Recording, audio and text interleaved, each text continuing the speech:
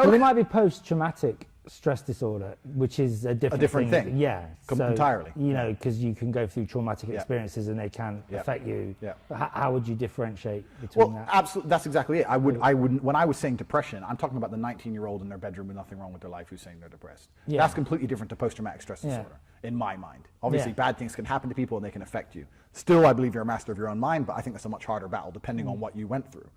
But it's really interesting you said that. I watched a TV show about a German girl who survived a plane crash in the 1970s in Peru. You seen it? Yeah. Well, I haven't seen the documentary. I know the one where she lived by the river. She followed the river. So the plane blew up in the air or something. It crashed. When she was the only survivor, she woke up. She saw her decapitated mother next to her, still strapped in the seat. Everyone's dead. She starts walking through the jungle trying to eat. Ends up, because of her wounds, gets infection. Ends up sure she's going to die. Passes out in a clearing. Gets saved. Blah blah blah. And they were talking to her what happened once she'd been saved, and she obviously eventually made it back to Germany. Her family originally thought she was dead. And she said, well, what happened when you got back? And he said, well, my dad tried to sell a book, but no one bought it. So he told me I had to get a job because we needed work.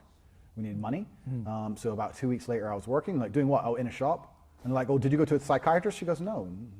We didn't do that. No. Like, you know what I mean? So this is one of the most dramatic things you can possibly go through. And she just went to a store, got a job, and got over it. Obviously, she had her own personal battle, but she pushed forward, and now she's doing an interview at age 80 saying, yeah, well, you just have to get on with life. Yeah. So and people are going to tell me I'm wrong. I'm like, this is the evidence that it is possible. So it's crazy.